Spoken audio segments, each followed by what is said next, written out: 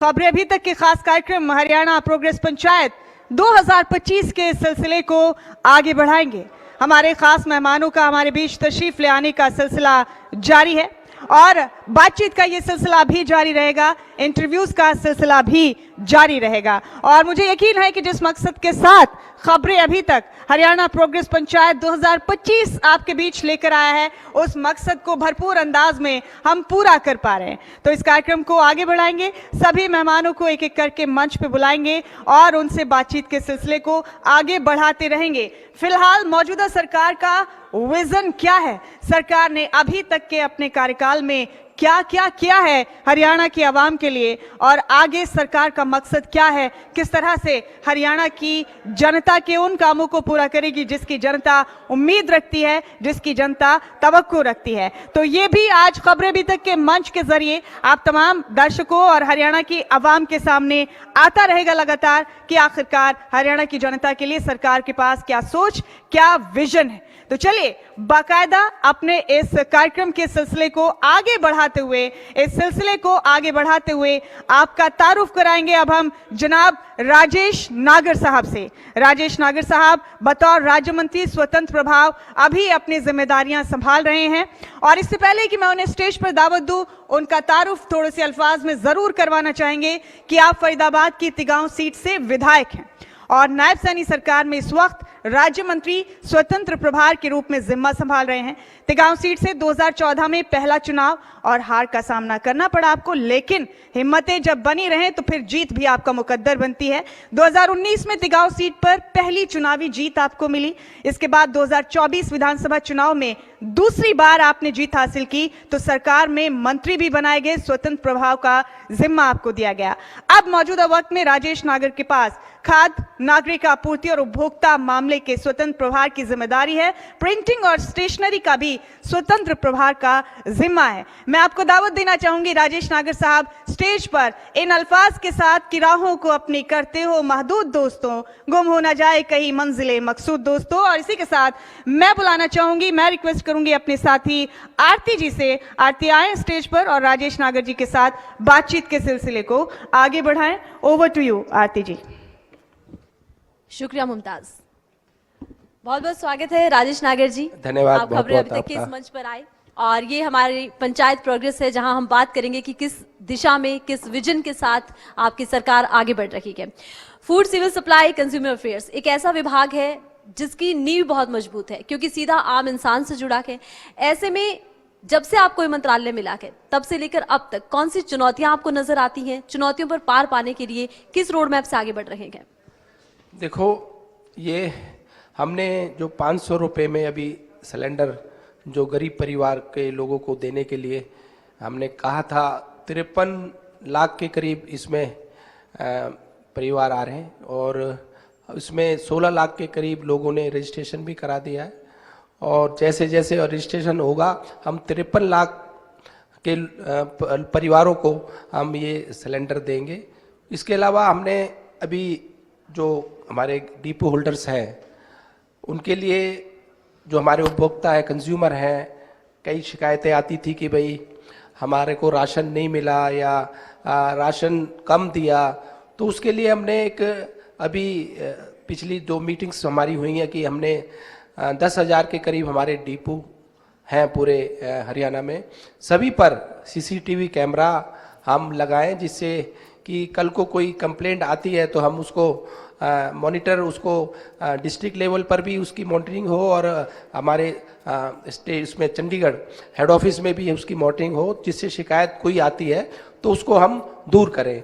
उसके अलावा हमने ये भी तय किया है कि भाई समय एक गर्मियों का और सर्दियों का एक समय हो जिसमें उस टाइमिंग वो सुबह और शाम को डिपो हमारा खुले। और हमारे एक अभी हमने ये भी करने जा रहे हैं कि एक फिक्स डेट कि इस डेट को राशन मिलेगा, तो वो भी हम इसमें कई चेंजेस करने जा रहे हैं। नए डिपो हम जल्दी और लोगों को देने जा रहे हैं कि भाई कुछ नए डिपो जो हमारे पुराने डिपो होल्डर्स थे जिनकी कंप्लेंट आती थी या जिनकी शिकायतें आती थी तो उनको सस्पेंड भी किया गया, उनकी सप्लाई भी रोकी गई। तो अभी वो दूसरे डिपो होल्डर्स जो है उनके साथ अटैच करके दे रहे हैं, तो उसमें जो कंज्यूमर हमारे होते हैं उपभोक्ता, उनको दिक्कत आती है, क्योंकि एक डिपो होल्डर अगर 2000, 1500, 3000 को सप्लाई करेगा तो उसको भी दिक्कत आती है। बहुत सारे चेंजेस हम इसमें करने जा रहे हैं और जल्दी आपको दिखाई देंगे कि ये सारे जो चेंज हैं हो जाएंगे, होंगे। जैसा कि आपने जिक्र किया कि 500 रुपए में सिलेंडर दे रखे हैं, हर घर हर गृहिणी ये योजना है आपकी। इस योजना को लेकर एक रोड मैप सरकार ने तैयार किया है कि हर घर तक इसका लाभ पहुंचे। इस योजना के बारे में एक बार विस्तार से आप बताइए। देखो, इसमें मैंने बताया पहले कि 53 लाख के करीब परिवार इसमें हमारे आ रहे हैं और इसमें 16 लाख के करीब ने रजिस्ट्रेशन भी करा दिया है। और ये जो गरीब परिवार के लोग हैं उनको 500 रुपये में ये अगर सिलेंडर मिलता है तो काफ़ी एक बचत एक परिवार की होती है। तो उनका जो महीने का अगर बजट हम देखें एक परिवार का होता है तो उसमें काफ़ी उनको फ़ायदा होगा। और ये हमारे मुख्यमंत्री जी ने घोषणा की थी और उसमें हमने इम्प्लीमेंट भी कर दिया और जल्दी जैसे जैसे रजिस्ट्रेशन होता जाएगा तो इस सभी परिवारों को ये सिलेंडर मिलेगा। जाहिर सी बात है कि घर का जो रसोई का बजट है उससे सीधा इसमें आम गृहिणी को, आम परिवार को लाभ मिलेगा। अभी आपने जिक्र किया डिपो का कि डिपो पर हम सीसीटीवी कैमरे लगा रखे हैं ताकि किसी भी तरह की गड़बड़ी होती है तो सीधे तौर पर तुरंत हल किया जा सके। और जाहिर सी बात है कि change is change when you change, यानी कि एक बड़ा चेंज आप इसमें लेकर आए हैं। लेकिन डिपो को लेकर शिकायतें अक्सर मिलती हैं कि जो अनाज की सप्लाई हुई है उसकी गुणवत्ता बहुत अच्छी नहीं है। आप खुद, हमने बहुत बार देखा है, आम जनता ने देखा है कि आप खुद गए, आपने खुद रेड की और आप गुणवत्ता देखते नजर आए कि किस तरह से जो सप्लाई का सामान है उसमें कोई खामी तो नहीं है। गेहूं आप शायद जांचने के लिए पहुंचे थे, वो तस्वीरें पूरे हरियाणा ने देखी हैं, बड़ा चर्चा भी उसको लेकर हुई थी। तो ऐसे में आपको क्या लगता है कि महकमे के अधिकारियों की, कर्मचारियों की एक जिम्मेदारी बनती है, उस जिम्मेदारी को बखूबी निभाएं, उसको लेकर एक प्रेशर होने की जरूरत है? देखो, 2 जगह से मुझे शिकायतें मिली थी। एक पलवल में कि एक डिपो होल्डर के यहाँ जो गेहूँ हम दे रहे हैं उपभोक्ता को, कंज्यूमर को, उसमें क्वालिटी उसकी सही नहीं है। तो मैंने मौके पे जाकर खुद जांच की तो वो शिकायत सही पाई गई और मौके पे ही हमने एक्शन लिया और FIR भी कराई। और उसके अलावा मुझे उकलाना में, हिसार में एक शिकायत मिली कि एक गोडाउन में जो हमारी गेहूं की बोरी है उनको मॉइस्चर उसका बढ़ाकर वेट बढ़ाने के लिए उसमें पानी का छिड़काव करा जा रहा है। तो मौके पे देखा तो वो भी शिकायत सही पाई, तो मौके पे भी कई अधिकारियों को सस्पेंड किया।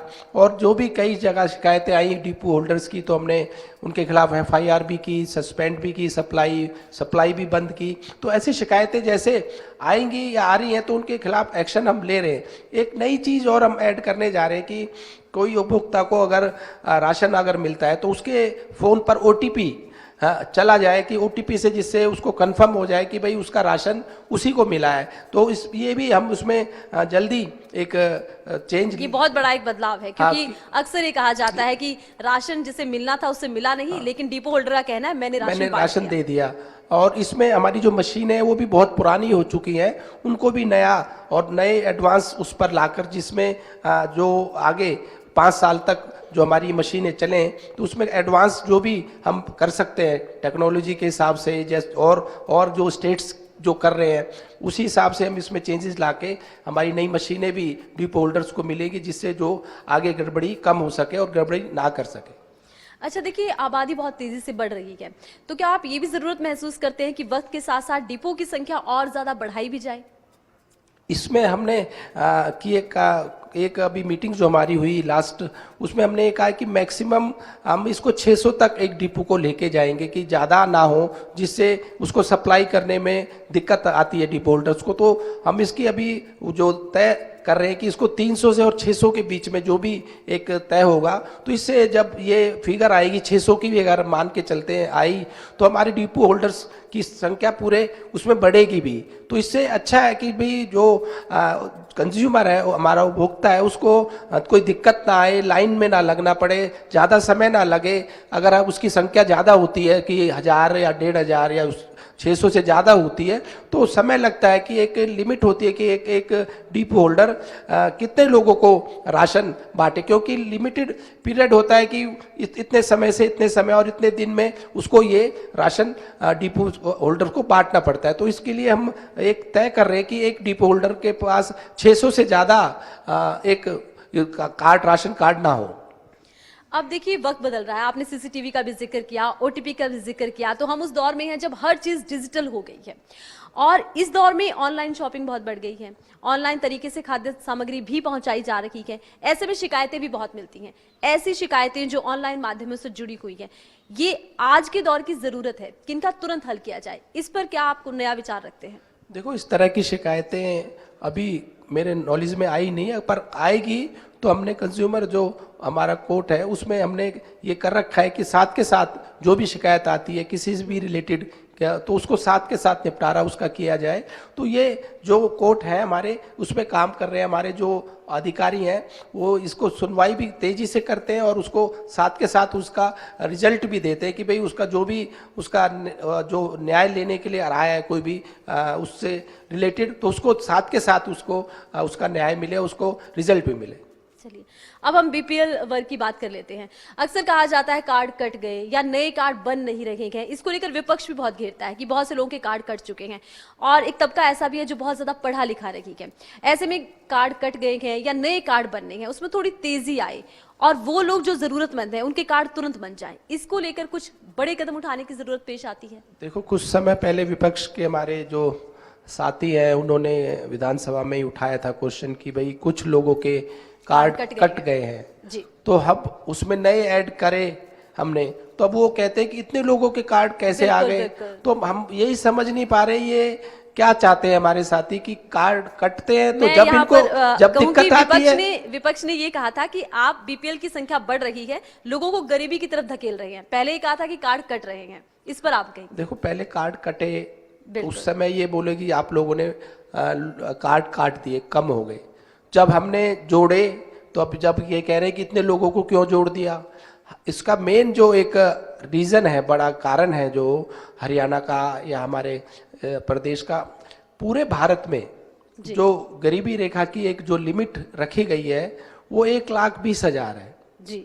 हमारा जो हरियाणा ने उसको बढ़ाकर 1,80,000 कर दिया है। तो ये जो स्लैब है जो बढ़ा है 1,20,000 से 1,80,000, तो इससे इनकी संख्या बढ़ गई। तो अब मुझे ये समझ में नहीं आता कि ये बढ़ने पर भी इनको दिक्कत हो रही है, कम होती है तो इनको दिक्कत हो रही है। तो ये सब मुझे ये नहीं समझ पा रहा कि ये चाहते क्या है, कटवाना चाहते हैं कि जुड़वाना चाहते हैं। तो ये मेन कारण इसका यही है कि 1,20,000 से 1,80,000 होने की वजह से ये संख्या बढ़ी है। चलिए, अब हम बात कर लेते हैं हरियाणा, किसान प्रधान प्रदेश है। अब बीपीएल का भी बड़ा जिक्र हो रहा है, पीले कार्डों का जिक्र हो रहा है। हम खाद्यान्न वितरण की बात करें, एक बहुत बड़ा ये मुद्दा है खाद्यान्न वितरण, इसको लेकर प्रदेश में क्या स्थिति?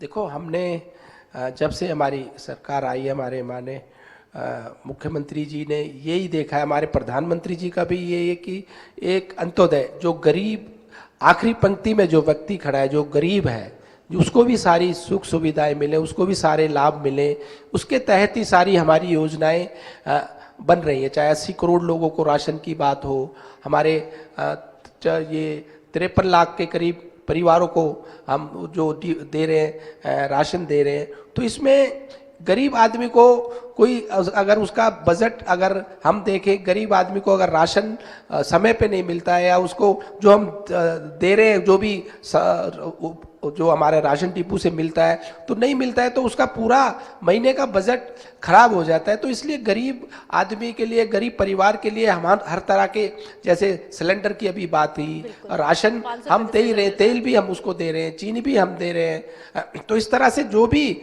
गरीब परिवार के लोग हैं उनको हम सारी सुख सुविधाएं देने का जो हमारी सरकार ने कहा था उसको पूरा भी कर रहे हैं और आगे भी करेंगे। अब एक ऐसा विषय है, वो ग्रामीण हो या शहरी, हर इलाके से जुड़ा है, या ये कहें कि हर इंसान से जुड़ा है। खाद्य सामग्री बाजार से खरीदें या सप्लाई में आती है, मिलावट एक बड़ा विषय है। अक्सर कहा जाता है कि व्यवसायी अपना मुनाफा बढ़ाने के लिए खाने पीने की चीजों में मिलावट कर देते हैं।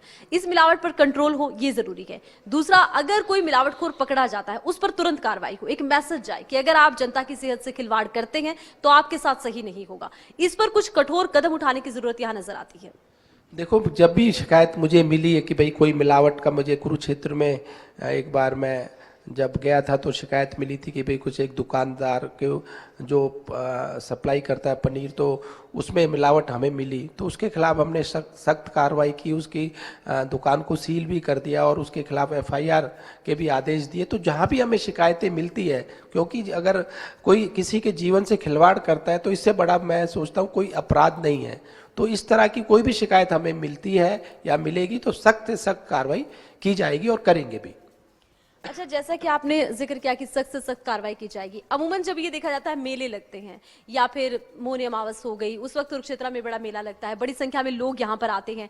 मेलों में जो खाद्य सामग्री है, कई सारे स्टॉल लगते हैं, उन पर ज्यादा एक रिस्क रहता है क्योंकि एक बड़ी आबादी आ रही है, बड़ी संख्या में लोग आ रहे हैं। मेलों को लेकर क्या किसी तरह का एक अलग मास्टर प्लान बनाया जाए, क्योंकि वहां पर स्टॉल बहुत लगे हैं, लोग बहुत आ रहे हैं, बाहर से आकर लोग खाना खा रहे हैं। अमूमन देखा जाता है कि मेले में गए थे, खाना खाया, बीमार हो गए। अलग अलग जगहों पर ऐसी शिकायत। देखो, इस तरह की जब भी बड़ा कोई इस तरह का आयोजन होता है, मेले का होगा या किसी का, तो उसके जो लोग हैं उसकी संख्या बढ़ जाती है। मेलों में बहुत सारे लोग आते हैं, तो उसके साथ साथ हमें भी, जो हम लोग जा रहे हैं या जो मेले में जा रहे हैं, वो भी उसका भी ध्यान रखें कि भाई जहाँ वो जो भी चीज़ जिससे भी ले रहे हैं, या चाहे कोई भी सामान ले रहे हैं, खाने का वो कुछ भी, तो वो भी जांचें, देखें कि भाई वहाँ पर उसकी सफाई का पूरा इंतजाम है नहीं, या उसके पास सारे प्रबंध है, अरेंजमेंट है कि नहीं, उसको ढक रखा है, या जो प्रोडक्ट यूज़ कर रहा है वो क्वालिटी का है। तेल की बात करें या कोई और मैदा हो या जो भी चीज़ उसमें यूज़ हो रही है, तो उसका वो भी ध्यान रखें, क्योंकि ये एक आयोजन बहुत बड़े होते हैं और समय समय पे हमारे अधिकारी भी ये जांच करते हैं कि भाई इस तरह के आयोजन में जो भी नया, क्योंकि ये परमानेंट कोई दुकान होती नहीं है, ये इसीलिए ज्यादा चुनौती। हाँ, चुनौती बहुत बड़ी चुनौती हो जाती है, क्योंकि उस समय के लिए ही, चाहे 10 दिन का हो, 2 दिन का हो, 4 दिन का हो मेला, वो 4 दिन के लिए ही वहाँ पर अपना स्टॉल या एक जो भी अपना वो लगाते हैं। तो हम भी इसको ध्यान में रखते हुए कार्रवाई भी करते हैं कि भाई कोई शिकायत आई, कोई कि भाई कि कोई क्वालिटी, उसकी जो गुणवत्ता है, उसकी जो भी सामान वो दे रहा है, खाने का पीने का सप्लाई कर रहा है, तो उसमें क्वालिटी को जरूर मेंटेन करें और सफाई का भी पूरा ध्यान रखें। सरकार को 100 दिन से ज्यादा का समय हो गया, 100 दिन का रिपोर्ट कार्ड भी सरकार ने पेश किया है और एक विजन को लेकर आगे बढ़ रखे हैं कि हरियाणा की प्रोग्रेस करनी है। आपके महकमे के लिहाज से, आपके मंत्रालय के लिहाज से आने वाले दिनों में प्रोग्रेस को, इसको लेकर क्या आपका विजन है? देखो, जैसे 500 रुपये में हम सिलेंडर दे रहे हैं, तो ये हमारी जो घोषणा थी उसको हमने पूरा किया। आगे अब जो इसमें चेंजेस हमने बताए कि CCTV कैमरा, OTP आए, और समय एक डिपो वाले का एक समय उसको बांध दिया कि भाई इतने समय गर्मियों में आपको डिपो खोलना पड़ेगा, सर्दियों में ये समय सुबह और शाम को ये डिपो आपको खोलना पड़ेगा, जिससे भी कोई भी उपभोक्ता को दिक्कत ना हो कि भाई उसको कोई राशन के लिए इधर उधर, या उसको समय पहले, चाहे हम गांव में जो है चौकीदार से बुनियादी कराने की बात हो, शहरों में गुरुद्वारे और मंदिरों से घोषणा कराने की बात हो, बहुत सारे चेंजेस हम इस पर ला रहे हैं, जिससे कि हमारा जो उपभोक्ता है, कंज्यूमर है, उसको जरा भी दिक्कत ना हो कि भाई उसको लाइन में ना लगना पड़े, या अपनी जहाँ पे वो काम करता है या ऑफिस में जाता है या ड्यूटी करता है, तो उसको छुट्टी ना लेनी पड़े, जिससे उसको उसका राशन की वजह से उसको दिक्कत ना आए कि भाई राशन की वजह से उसको लाइन में लग के और अपना 1 दिन की छुट्टी करनी पड़ी या समय उसका ज़्यादा ना लगे। इसमें बहुत सारे चेंजेस हम जल्दी लाने जा रहे हैं। अच्छा, राशन कार्ड लाभार्थियों की संख्या प्रदेश में बढ़ रही है, ऐसे में इस दिशा में कुछ कार्य करने की जरूरत क्या पेश नजर आती है? देखो, इसका मैंने पहले बताया कि हमारे प्रदेश का जो ये राशन की कार्ड की जो संख्या बढ़ रही है, उसका मेन रीज़न जो स्लैब जो हमने बढ़ा दिया, पूरे भारत का 1,20,000 है और हमारे प्रदेश ने उसको 1,80,000 कर दिया, जिससे और लोगों को भी जो इस कैटेगरी में आते हैं उनको लाभ मिल सके और उनको ये जो सुविधा राशन की वो भी मिल सके। तो यही मेन कारण है, इसकी वजह से ये जो नंबर है या संख्या है ये बड़ी है। तो ये एक बड़ी वजह नजर आती है। अच्छा, अब हम बात कर लेते हैं राजनीति से। ये तो आपके महकमे की बात हो गई। आपको इसलिए जाना जाता है कि एक तो आपकी बेदाग छवि है, दूसरा आप अपने लोगों के बीच में जाते हैं, उनसे मिलते हैं, आपका एक मिलनसार रवैया हमेशा रहा है, लोग आपसे सीधा आपके हल्के के लोग आते हैं, अपनी समस्याएं रखते हैं, आप उनका समाधान भी करते हैं। ऐसे में राजनीति में सॉफ्ट स्पोकन होना और हमेशा अपने हल्के के विषयों को उठाते रहना, इसका आपको कितना लाभ मिला के, और आपके हल्के के लिहाज से क्या आपको चुनौतियां नजर आई? क्योंकि अब विकास हो रहा है तो विकास अपने साथ समस्याएं भी लेकर आता है। देखो, बात रही 2019 में मैं 34,000 कुछ वोटों से जीत हुई थी। अब 2024 में 38,000 पहले से ज्यादा बिल्कुल अंतर मार्जिन से जीत हुई। तो ये लोगों का प्यार, आशीर्वाद मेरे क्षेत्र की जनता मुझे जो देती है, तो इसलिए जो जीत का अंतर बढ़ा। क्योंकि जो विकास कार्य हमारे प्रदेश में, मेरे फरीदाबाद में या मेरी विधानसभा में हुए, वो 2014 से पहले और 2014 के बाद का जो एक हमारे मुख्यमंत्री जी का विजन, एक नियत नीति जो थी, वो दिखाई दी। लोगों को विश्वास हुआ, लोगों ने हमारी सरकार तीसरी बार केंद्र में भी बनाई, प्रदेश में भी बनाई।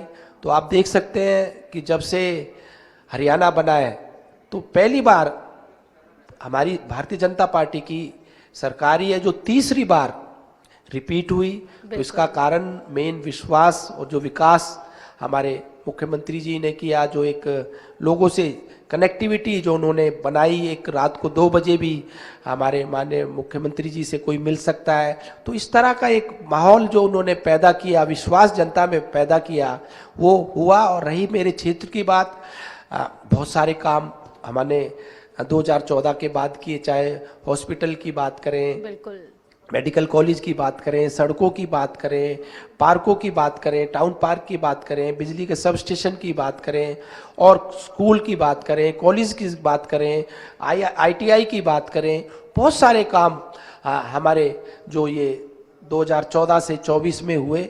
तो ये एक विकास की जो झड़ी हमारे मुख्यमंत्री जी ने, पहले मनोहर लाल जी ने, अब हमारे नायब शहरी जी ने लगाई। तो जनता ने एक विश्वास जो हम पर, हमारी सरकार पर, हमारे मुख्यमंत्री जी पर दिखाया, तो उसकी वजह से एक हमारी तीसरी बार सरकार बनी। और जनता के बीच में रहने की बात है, जनता ने ही तो हमें यहाँ तक पहुँचाया, जनता की वजह से हम आज यहाँ हैं। तो जनता से अगर हम दूर भागेंगे तो जनता भी हमसे दूर भागेगी। तो जनता की विश्वास, जनता के ताकत से तो आज हम यहाँ पर हैं, और जो भी है हम जनता की वजह से हैं। तो जनता तो एक हमें परिवार की तरह मुझे मानती है, मैं भी जनता को अपना परिवार की तरह मान के ही उनकी सेवा और विधानसभा में काम कर रहा हूँ। बिल्कुल, और यही वजह है कि आपके हल्के के लोग अपनी हर समस्या लेकर आपके पास आते हैं और आप मुख्यमंत्री जी के पास जाते हैं उनकी समस्याओं का समाधान करने के लिए। अच्छा, फरीदाबाद, ग्रेटर फरीदाबाद और दिल्ली से सटा हुआ इलाका है, यहाँ पर आबादी बड़ी तेजी से बढ़ रही है, सोसाइटीज बड़ी तेजी से बन रही हैं। ऐसे में आपके हल्के के लिहाज से किस तरह की चुनौतियां हैं, उन पर पार पाने के लिए कौन से बड़े कदम उठाएंगे?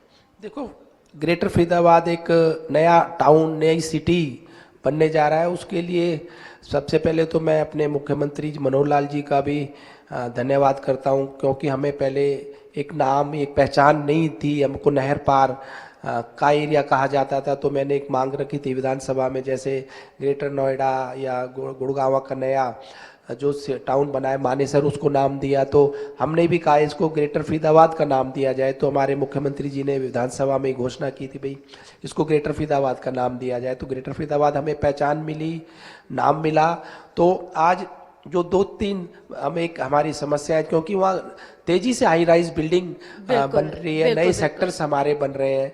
तो एक टाउन पार्क की हमने पहले भी मांग रखी, उसके लिए काम कर रहे हैं। एक टाउन पार्क, एक बड़ा पार्क हमें मिले, एक इंटरनेशनल लेवल का एक स्टेडियम हमें मिले, क्योंकि जो नए बच्चे नए युवा आ रहे हैं उनको, क्योंकि एक्चुअली ये नए हमारे जो ग्रेटर फरीदाबाद के नए सेक्टर्स हैं, मोस्टली प्राइवेट बिल्डर्स इसको डेवलप कर रहे हैं। तो इसमें प्राइवेट बिल्डर ने कहीं भी ज़्यादा बड़े पार्क या स्टेडियम या इस तरह के कम्युनिटी सेंटर नहीं बनाए। तो हम इस पे काम कर रहे हैं कि इससे जो हमारे लोग या नई युवा पीढ़ी आए तो उनको एक प्लेटफॉर्म, स्कोप मिले, और आगे आने वाले टाइम में इसकी कनेक्टिविटी के लिए FNG फरीदाबाद, नोएडा, गाजियाबाद एक रोड का भी काम जल्दी से चल रहा है, उस पर डीपीआर हमने बना दी है। वो जल्दी डीपीआर बनने के बाद इसकी कनेक्टिविटी फरीदाबाद, नोएडा, गाजियाबाद की हो जाएगी। तो बहुत जो समय हमें लगता है नोएडा जाने में, ग्रेटर नोएडा,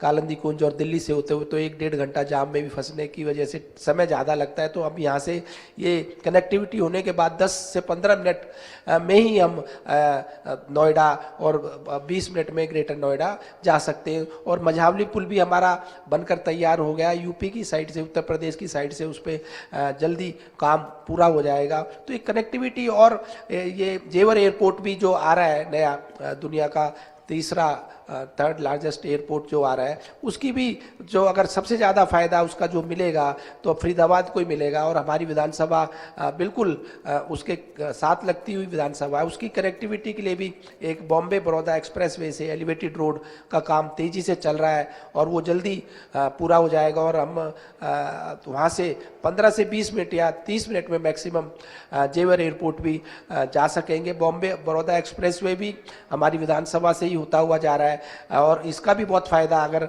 मिलता है तो हमें मिलता है। चाहे दिल्ली हमें जाना हो तो 15 से 20 मिनट में हम कालिंदी कुंज और काले खां सराय पहुँच सकते हैं। अगर जयपुर जाना है तो 2 घंटे में पहुँच सकते हैं। और अगर बॉम्बे जाना है तो हम 10 से 12 घंटे में उससे पहुँच सकते हैं। तो एक बहुत ज़्यादा नया अगर कोई सिटी उभर के आएगा या फ्यूचर किसी का ब्राइट है, आने वाला समय अगर किसी का अच्छा है तो ग्रेटर फरीदाबाद का है, क्योंकि नया टाउन बनने की वजह से स्कोप बहुत है उसकी एक्सपेंशन का।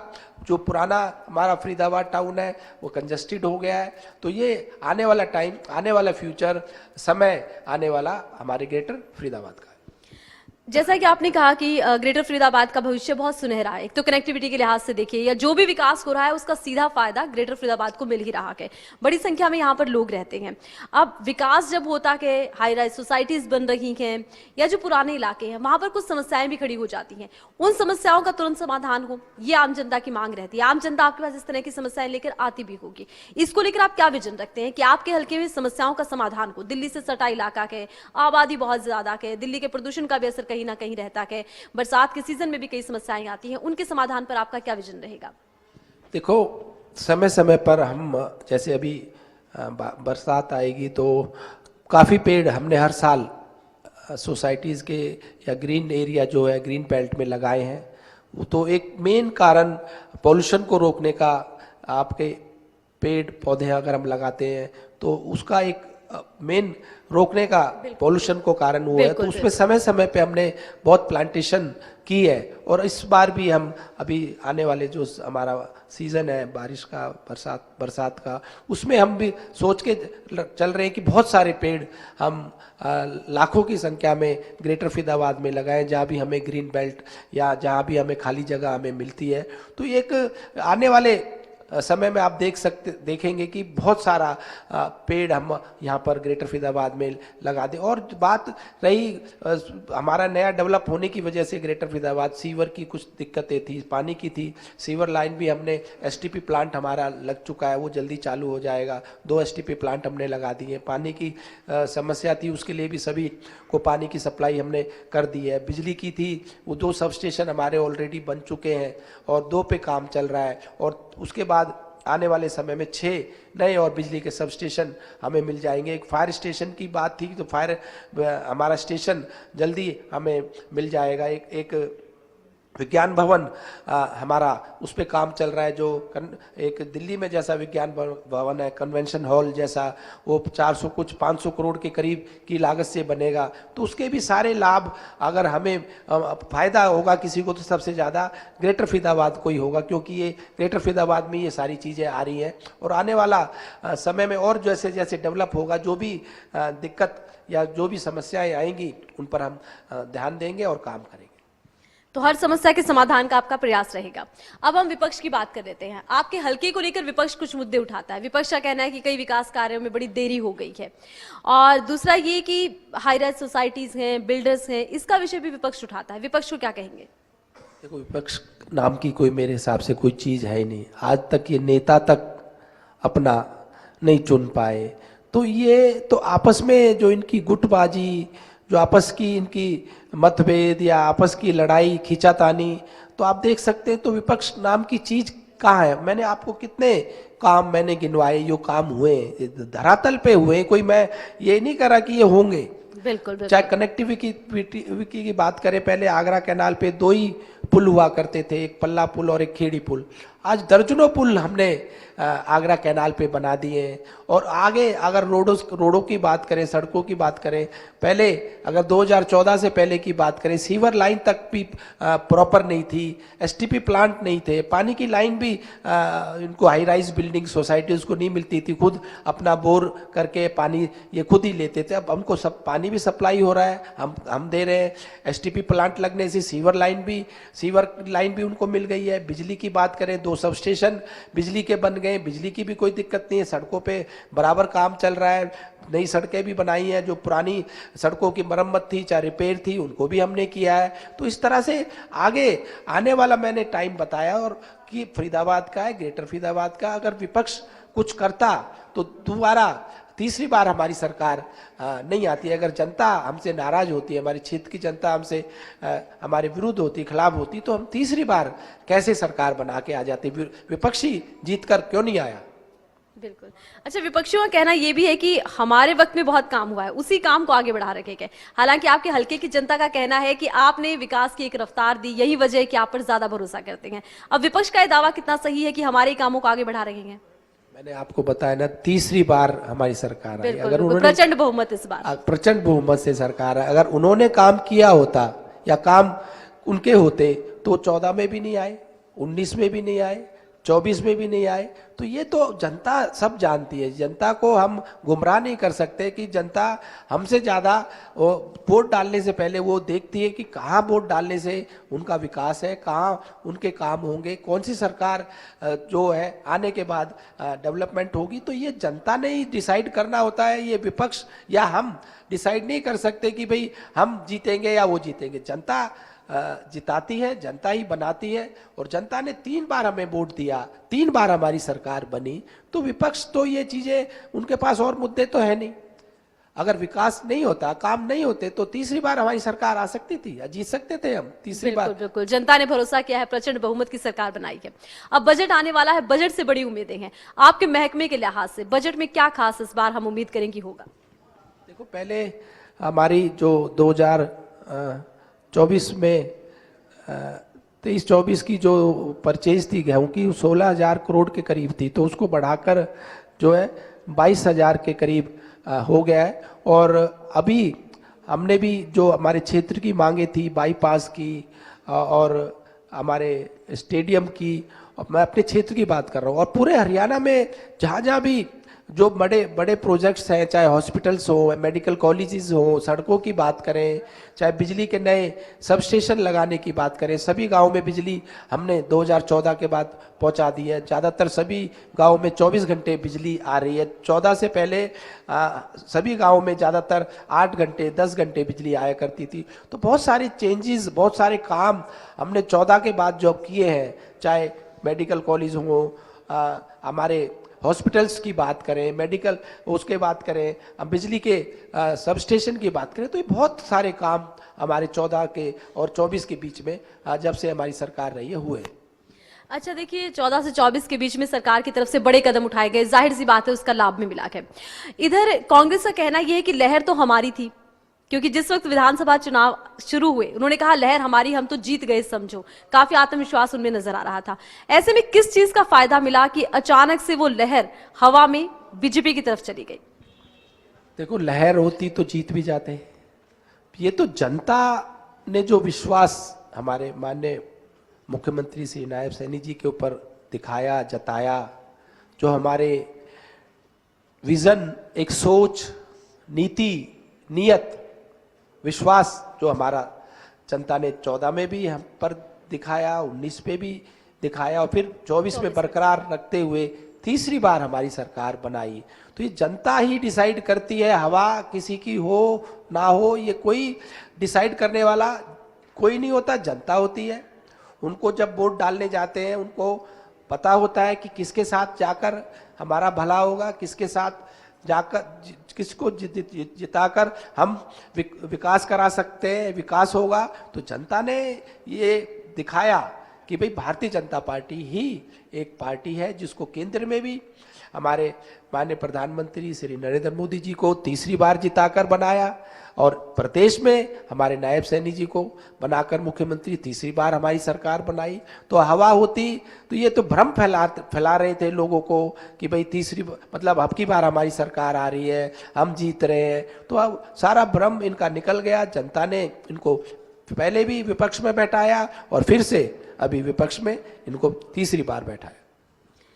इधर विपक्ष में उन्हें एक बार फिर से बैठा दिया और नेता प्रतिपक्ष के चयन को लेकर आपकी पार्टी की तरफ से भी लगातार उन पर बयान दिए जा रहे हैं। आपने भी कहा कि विपक्ष कहीं है कि नहीं है, लेकिन अगर हम विधानसभा चुनाव की बात करें तो कई वादे कांग्रेस ने भी किए, कई वादे बीजेपी ने भी किए। अब वादों को अमल में लाने का समय आ गया है, यानी कि बजट का समय नजदीक है। ऐसे में वो वादे जो किए गए, कुछ बड़े वादे जो किए गए, उनकी बड़ी उम्मीद है इस बजट से। देखो, हमारे मुख्यमंत्री जी ने पहले शपथ बाद में ली, 25,000 के करीब जो नौकरियां देनी बिल्कुल थी, बिल्कुल वादा तो पूरा किया। और जो भी हमने वादे किए हैं उसमें सब पे काम चल रहा है ज्यादातर, और कुछ इस बजट में हो जाएगा। आगे जैसे जैसे हमारा और समय लग आएगा तो सब पे काम चल रहा है। हमारे जो नीति में हमारे कोई फर्क नहीं है, जो कहते हैं वो करते हैं और करके भी दिखाएंगे। जो जनता ने विश्वास हम पर जो दिखाया तीसरी बार, तो हमारी भी एक मॉरल ड्यूटी बन जाती है, हमारा भी कर्तव्य बनता है कि उनके विश्वास पे हम खरे उतरें। जो वादे हमने किए उनको हम पूरा करें, चाहे उसके लिए जो भी हमें करना पड़े करेंगे। और हम आपको पूरा विश्वास दिला रहे हैं, जो भी मैनिफेस्टो में घोषणा पत्र में हमने घोषणाएं की हैं, जो वादे किए हैं, उनको एक एक करके सबको पूरा कर दिया जाएगा। हम भी यही उम्मीद करते हैं कि इस बार का बजट बेहद शानदार हो। बहुत शुक्रिया कि आप जुड़े, आपने अपनी बात रखी, अपनी पार्टी का, अपनी सरकार का विजन जनता के समक्ष रखा है। बहुत बहुत शुक्रिया राजेश नागर जी। धन्यवाद आपका बहुत। और हम भी उम्मीद करते हैं कि आपका महकमा और आपका विजन एक सफल दिशा में आगे बढ़े। धन्यवाद बहुत बहुत शुक्रिया आरती, बहुत बहुत शुक्रिया मंत्री जी। लेकिन गुजारिश है कुछ देर के लिए आप मंच पर रहें और मैं खबरों तक के एमडी डॉक्टर विशाल गर्ग जी से कहना चाहूंगा मंच पर आए और सम्मानित करें हरियाणा के राज्य मंत्री राजेश नागर जी को। ये खास पल जो कि तस्वीरों में कैद होते हुए, बहुत बहुत धन्यवाद समय देने के लिए नागर जी, क्योंकि ये जो चर्चा है ये चर्चा पूरे देश में प्रदेश में गई है। जो आपने अपना विजन रखा है ये भी पूरे हरियाणा ने और देश के लोगों ने भी सुना है, क्योंकि हम बात कर रहे हैं हरियाणा प्रोग्रेस पंचायत की।